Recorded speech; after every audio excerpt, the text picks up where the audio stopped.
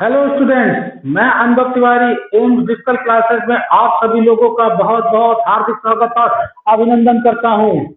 आज की क्लास बहुत ही इम्पोर्टेंट आपके लिए लेकर के आया हूं। जिन स्टूडेंट्स को पार्टनरशिप फंडामेंटल के पास्ट एडजस्टमेंट में ये प्रॉब्लम रहती है कि हम फिक्स्ड कैपिटल अकाउंट कब यूज करें, पार्टनर करंट अकाउंट हम कब यूज करें, साथ ही साथ ये उनको जानने में प्रॉब्लम होती है कि कैपिटल रेशियो कैसे होगा और प्रॉफिट शेयरिंग रेशियो को किस तरीके से एडजस्ट किया जाएगा। तो आप मेरे पीछे बोर्ड पे देख रहे हैं कि इसमें सॉल्यूशन पर एनालिटिकल टेबल एक डेवलप करी है और साथ ही साथ में जर्नल एंट्री है। तो अब अगर आपके मन में बात रहती है कि सर हम जस्ट करंट अकाउंट करके लिखेंगे डेबिट में, या फिर हम एक्स करंट अकाउंट को डेबिट में करके लिखेंगे, या फिर हमें जस्ट कैपिटल अकाउंट लिखना है, मतलब कौन सा पार्टनर डेबिट में होता है, कौन सा पार्टनर क्यों किस कंडीशन की वजह से क्रेडिट में होता है। तो ये आपके लिए क्लास बहुत ही इंटरेस्टिंग है, जिसके लिए मैंने ये क्वेश्चन रखा है। इस क्वेश्चन के बिहाफ पर आप ये सीख सकेंगे कि कौन सी एंट्री हमें करनी चाहिए और कौन सी एंट्री हमें नहीं करनी चाहिए।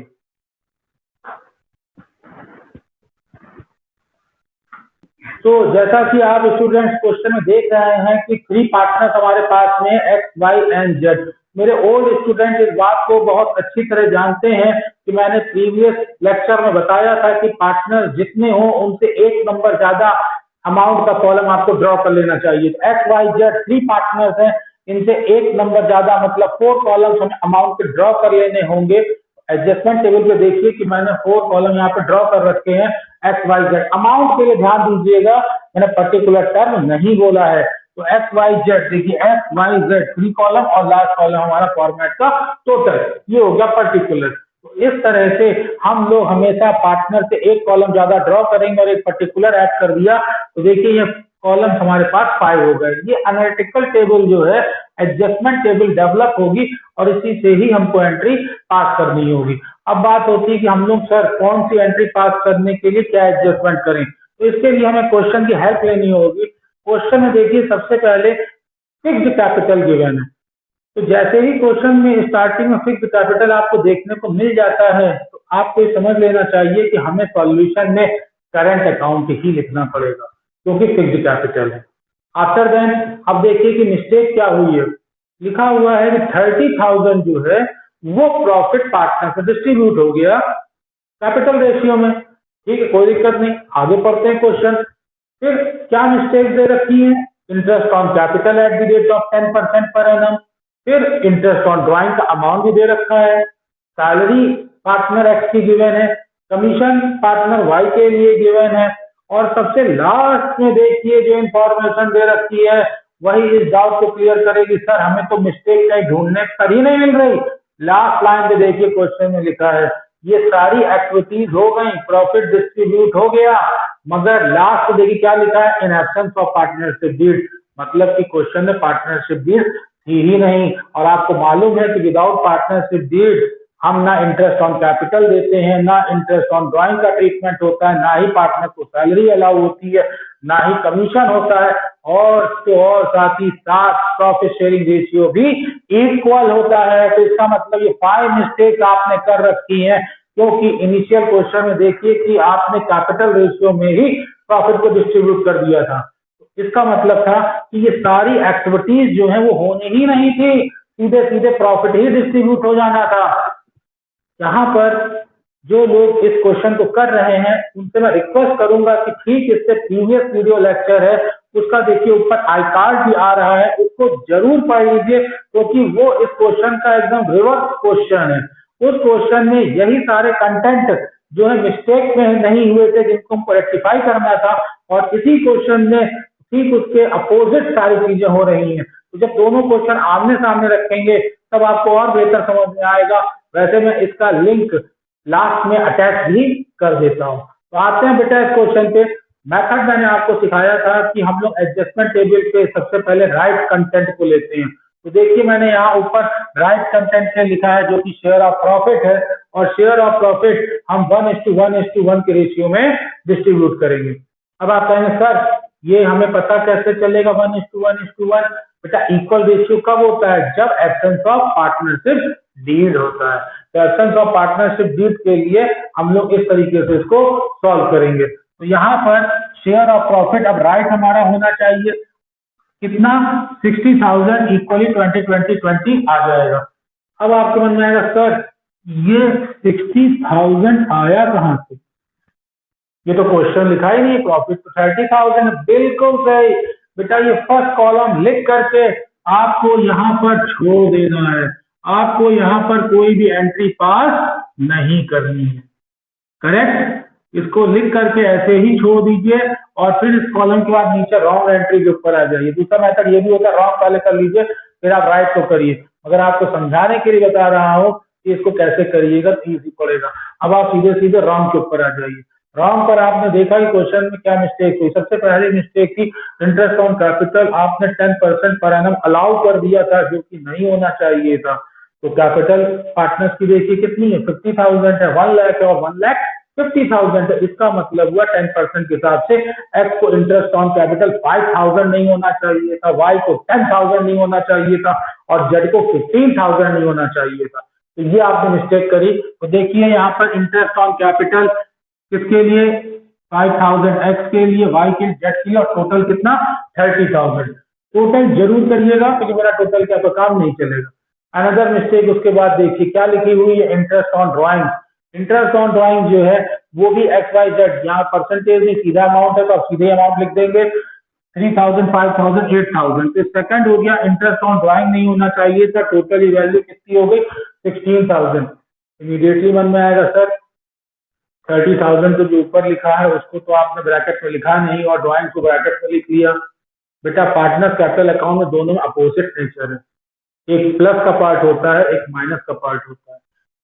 इंटरेस्ट ऑन कैपिटल से पार्टनर्स कैपिटल प्लस होता है, इंटरेस्ट ऑन ड्राइंग से पार्टनर्स कैपिटल माइनस होता है। इस वजह से उसको निगेटिव इंपैक्ट दिया। बहरहाल थर्ड के ऊपर आते हैं। थर्ड मिस्टेक हमने क्या करी, सैलरी दे दी। तो सैलरी 1,000 रुपीज पर मंथ है, इसको पर एनम में कन्वर्ट कर लेंगे 12,000। तो अब सैलरी को हम लोग लिखते हैं, रॉन्ग मिस्टेक करी, सैलरी 12,000 रुपीज। टोटल लिखना ना भूलिएगा, जरूर टोटल लिखिएगा। नेक्स्ट मिस्टेक पे आते हैं कमीशन। कमीशन देखिए वाई के लिए गिवन है 4,000, तो हम लोग वाई पे कमीशन 4,000 लिखेंगे। ये हमारे पास कंटेंट हो गया। साथ ही साथ क्वेश्चन की स्टार्टिंग में भी एक और मिस्टेक है जो हम लोगों ने ध्यान नहीं दी। क्या लिखा हुआ था, share of profit 30,000 is distributed among the partner in their which ratio, capital ratio. तो 30,000 जो है उसको भी हमें डील करना है कैपिटल रेशियो, इसलिए 30,000 भी गलत लिख दिया था, उस 30,000 को लिख रहे हैं। अब आप कहेंगे सर तो फिर क्या कैपिटल रेशियो भी कैलकुलेट करें? यस, देखिए मैंने आपसे नीचे यहाँ लिख रखा है calculation of capital ratio. X Y Z है पार्टनर, इनकी कैपिटल थी 50,000, 1 लाख एंड 1,50,000। इसका अगर रेशियो हम डेवलप करते हैं तो 1:2:3 होता है, ये कैपिटल रेशियो। तो बेटा ये 30,000 कैपिटल रेशियो में हम लोग लेंगे तो शेयर ऑफ प्रॉफिट 5,000, 10,000 और 15,000 है। ये पूरा वो ब्लॉक है जो क्वेश्चन की मिस्टेक को शो कर रहा है, नहीं होनी चाहिए थी और हमने मिस्टेक कर दी। दूसरा पॉइंट आगे समझिए, जब भी एडजस्टमेंट टेबल पे कंटेंट रो के एक से ज्यादा हो जाए तो हमेशा उसको हमें सिंगल लाइन में कन्वर्ट करना होता है। तो सिंगल इजी होता है क्वेश्चन को सॉल्व करने के लिए। तब हम एक्स का टोटल कर लेंगे, वाई और जेड का। तो एक्स को सिंगल लाइन में कन्वर्ट किया तो वैल्यू हो गई 19,000, 19,000, 22,000 और 60,000 टोटल। इनका भी टोटल वर्टिकल हॉरिजॉन्टल दोनों करके देख लिया तो कम से कम मिस्टेक की एरर नहीं होगी। तो समरी में अगर हम बात करें, एक लाइन में अगर गलती की बात करें तो 1 लाइन में मिस्टेक क्या हुई, एक्स के लिए 19, वाई के लिए 19,000 और जेड के लिए 22,000। जैसा कि मेरे प्रीवियस स्टूडेंट्स को पता है, जो न्यू होंगे उनको दिक्कत हो रही होगी, मैंने बताया था कि जब कभी भी एक से ज्यादा वैल्यू का टोटल आ जाए तो आपको कुछ नहीं करना है, बस उसी को ही उठा करके ही पार्टनर्स में डिस्ट्रीब्यूट कर देना होता, कुछ नहीं करना। तो ये इस तरह बात का बेटा 60,000 हो जाता है। तो टोटल मिस्टेक जो है वो 60,000 है, जो अब पार्टनर्स को इक्वली हमें दे देनी चाहिए थी और ये इक्वल 20,000 पार्टनर्स के बीच में डिस्ट्रीब्यूट हो जाता है। ये करेक्ट था। इसका मतलब आप कहेंगे सर हमें ये एंट्री फिर नहीं करनी चाहिए थी, बट यही तो बेटा मिस्टेक है कि 60,000 जो है वो इक्वली डिस्ट्रीब्यूट कर देना था, ये एंट्री नहीं करनी चाहिए थी, हमने सब एंट्री कर दी। बहरहाल अब एंट्री कर दी तो उसको सिंगल लाइन पर एडजस्ट करने के लिए ही इस ट्रीटमेंट को करना है। तो अब अगला स्टेप क्या होगा, जब हमने 1 और 2 दोनों ही कंप्लीट कर लिए तो हमें इनका डिफरेंस निकालना चाहिए। तो डिफरेंस निकालने पे आप देखेंगे कि एक्स के केस में 1000 आता है, वाई के केस में 1000 आता है और जेड के केस में 2000 आता है। उसके साथ में ही लिखा हुआ है कि क्रेडिट क्रेडिट और डेबिट। अब आप कहेंगे सर ये क्रेडिट और डेबिट कैसे आ गया? आ रहे हैं बेटा 1 बाय 1 समझ चाहते हैं, आपको घबराने की जरूरत नहीं, बहुत ही आसान सा पोर्शन है। अब कैसे होता है? अब आप एंट्री देख लीजिए पहले। तो एंट्री हमारे पास क्या है? Z current account debited to X current account to Y current account, या फिर हमारी एंट्री है X current account Y current account to Z current account या जेड कैपिटल। तो जो स्टूडेंट्स काफी दिनों से पढ़ रहे हैं वो इस बात को जानते हैं कि जब फिक्स्ड कैपिटल अकाउंट होता है तो हम करंट से करते हैं, कैपिटल नहीं लेते। तो ये तो आउटराइट डिनाई हो गया सबसे पहले कि सर ये एंट्री तो हमको नहीं करनी। क्यों नहीं करनी? क्योंकि इसमें कैपिटल दे रखा है। बिल्कुल सही बात। अब समस्या क्या आती है कि आपने अमाउंट तो करेक्ट फाइंड कर लिया, मगर किसे डेबिट करना है किसे क्रेडिट करना है, स्टूडेंट एग्जामिनेशन में या तो ये एंट्री कर देते हैं डेबिट क्रेडिट में कंफ्यूज होकर, या तो ये कर देते हैं और उनके मार्क्स डिडक्ट हो जाते हैं क्योंकि नंबर सिंगल जर्नल एंट्री के होते हैं। तो बता देता हूं कि यहाँ पर जो स्टूडेंट एक्स को डेबिट और वाई को डेबिट करके आएंगे एग्जामिनेशन में उनको भी 0 ही नंबर मिलेंगे।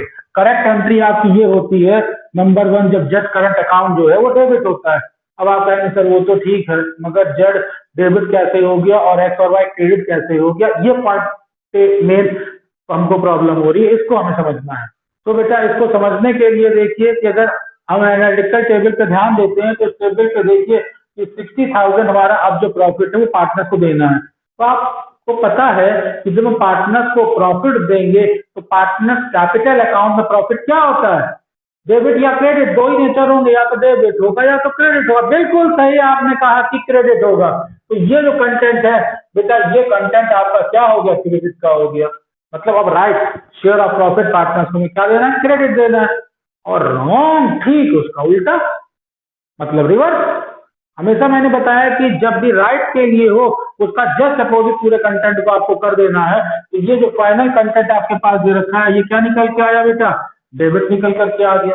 अब हम इस क्रेडिट वाली रो को डेबिट वाली रो से कंपेयर करेंगे। फिर से समझ लीजिए, अगर हमको राइट समझ में आ गया कि डेबिट या क्रेडिट है तो जो रॉन्ग होगा उसको ठीक उसका उल्टा कर देना होता है। तो जब हम इंटरेस्ट ऑन कैपिटल की बात करेंगे या इंटरेस्ट ऑन ड्राइंग की बात करेंगे तो इंडिविजुअली इनकी आइडेंटिटी अब खत्म हो गई क्योंकि हमने जो है इनका टोटल 1 रो में कर दिया।